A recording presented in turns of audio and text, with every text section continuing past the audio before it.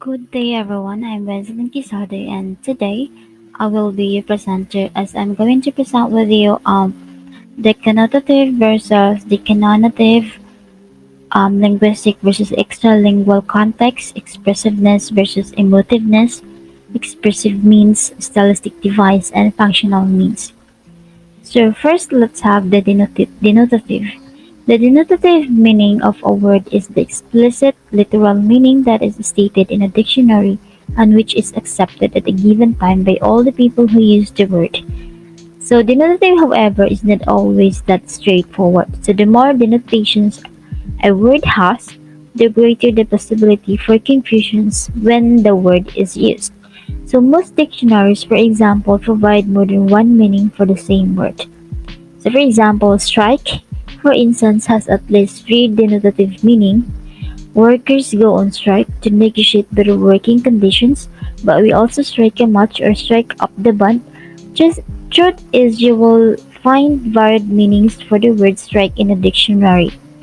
So to complicate matters, no two dictionaries will have the same meaning for abstract concepts such as love and justice. So it means that words denotative meaning is clear and specific, and literal definitions at it as it appears in an dictionary and is currently accepted by all users of the word. And next we have the connotative. The connotative meaning of a word generally cannot be found in a dictionary. So again, the denotative is that you can find the word in a dictionary and find the meaning on it. Wherein the connotative is that you cannot find the word in a dictionary because in the connotative um, word is any other meaning or word suggests an individual based on his or her background and past experiences. So it means the connotative meaning is much more individualized, subjective, and context specific than the notative meaning. It speaks of the feelings and opinions that a person has about a word. So to put it in another way, the connotative meanings vary depending on how we feel about the subject, matter, or concept in questions. And next is we have the linguistic denotative versus connotative. So in denotative, the word is literal and you can find the word in a dictionary meaning. Wherein the connotative is that you cannot find the word in a dictionary. So denotative meaning only names the object without indicating its positive or negative qualities. For example, words like table, book, account, and meeting are denotative by nature, wherein a connotative plays a vital role in almost every type of communications. At and it is a word of associations and implications that go beyond the literary meaning. It means that connotative meaning, on the other hand, contains qualitative judgment and personal reactions. Words like honest, competent, cheap, sincere, etc. are connotative by nature. So, in English, almost all the words can be used denotative and connotatively. So the denotative refers to the most basic and specific meaning of a word. So on the other hand, the connotative connotations is an idea that is suggested by or associated with a word. So in literature, a connotative frames a for creativity by using figure of speech like metaphor, simile, symbolism, um, personifications, and etc. And next we have linguistic context. So linguistic context is the encirclement of language unit by other language units in speech. It, mm, for example, a richly informative linguistic context. The girl in the red jacket is swinging. So for example, on a crowded playground with multiple people engaged in a different actions may allow the listeners to identify a specific agent and thus the event of being labeled. So madali lang siyang ma-identified because of the information that you give on the specific event. So we also have the types of linguistic context. First is we have micro context. It is the context of a single utterance. The macro context, it is the context of a paragraph in a sentence. Mega context, it is the context of a book, chapter, or a story, or the whole book. So again, micro context, it is the single utterance of a sentence. It is the linguistic, like grammatical, phonological, lexical, syntactic, etc. And in the macro context is that it is the social linguistic, like the social ranks of the interlocutors, the epoch in which the interactions occurs and the text is written. Wherein the mega context, it is more like um, situational context formed by extralingual conditions in which communications takes place. And also we have types of linguistic context like stylistic context, micropoetic, macropoetic. So first is stylistic context. In stylistic context, it is the connections between a stylistic element and its surroundings. It could be based on the similarity of the equivalent words or contracts. The convergence is frequently used in stylistic context. Convergence denotes an accumulation at a given point of the text or several stylistic devices. And the micropoetic, it is the context limited by complete sentence. For example,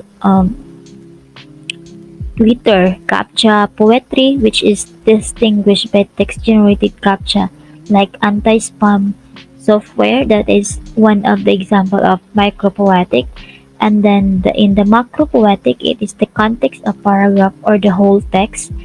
Um, it may spread onto any stylistically relevant part of the text, like a paragraph, a complex syntactical synthetical unit, or a whole text.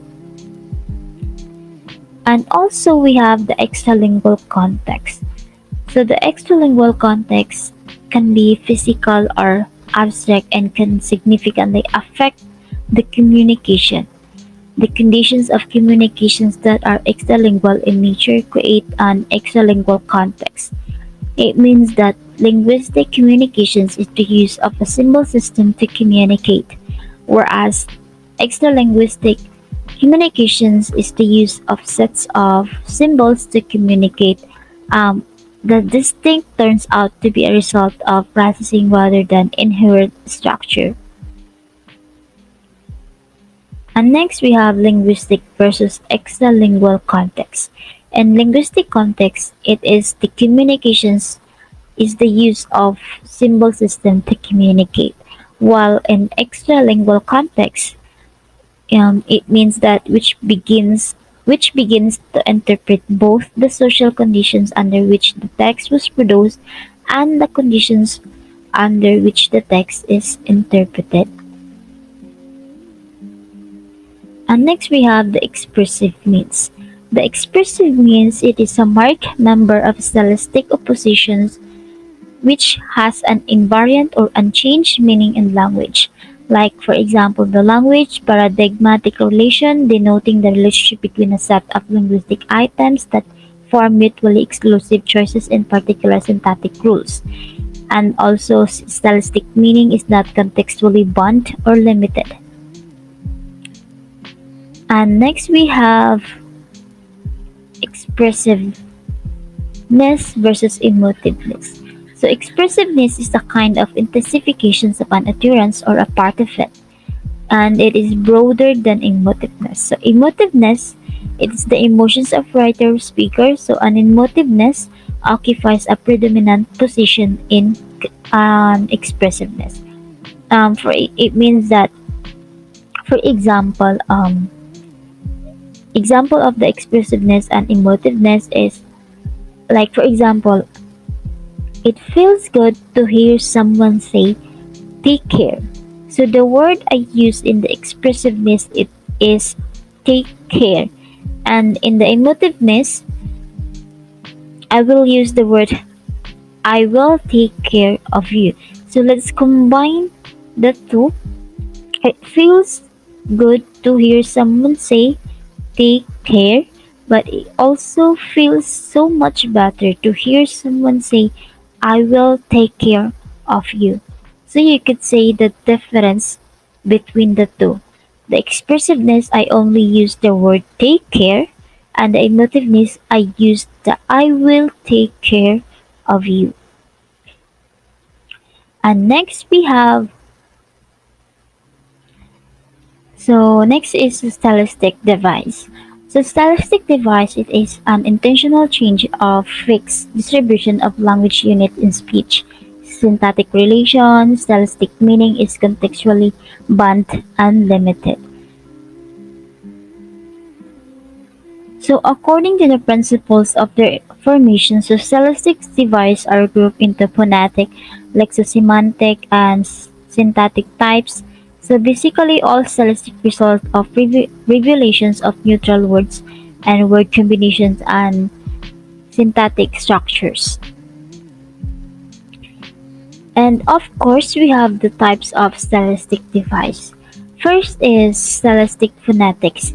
It is a study as a sound arrange of stress, um like for example, what you call this phonetic expressive means includes alliterations, figure of speech, phonation, rhyme, and rhythm.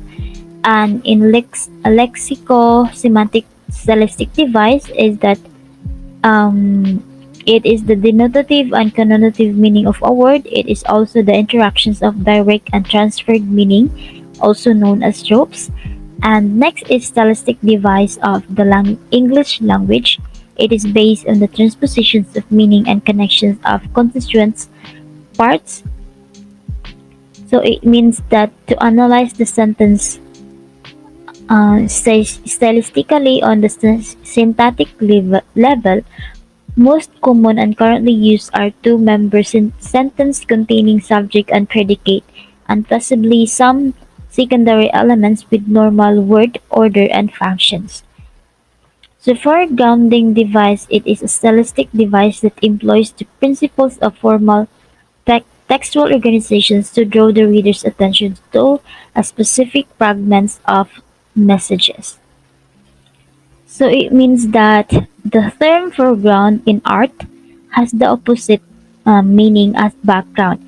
It is a very general principles of artistic communications that a work of art deviates from norms that um, have come to expect in the medium used, and that anyone wishing to investigate the significance and the value of a work of art must focus on the divisions from linguistic or other social accepted norms are referred as foregrounding, which is analogs to figure seen the against a background, according to Lich 1968 to 1957.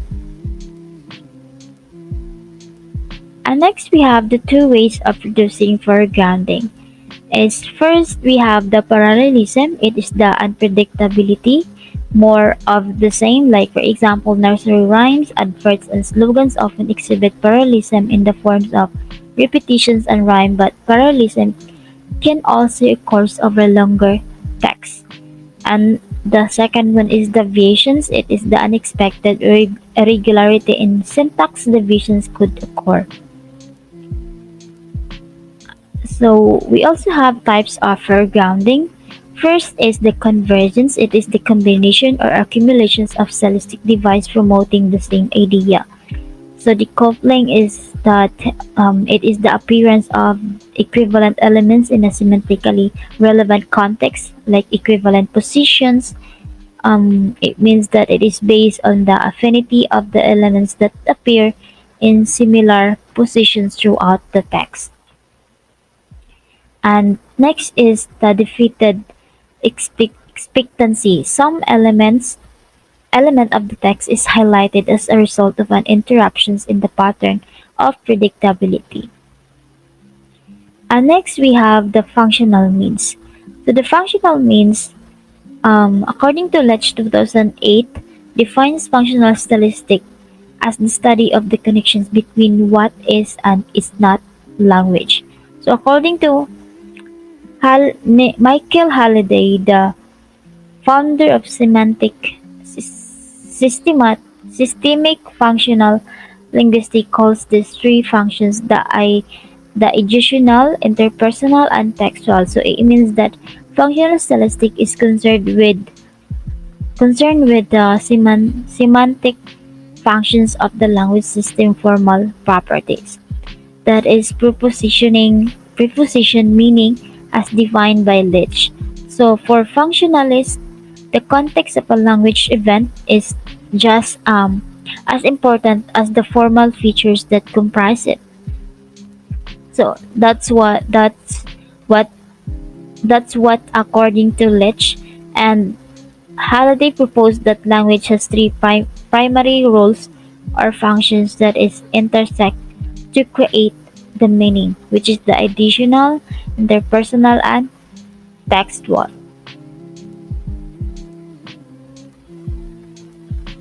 And that will be all. Thank you for listening. If you have any questions, feel free to approach.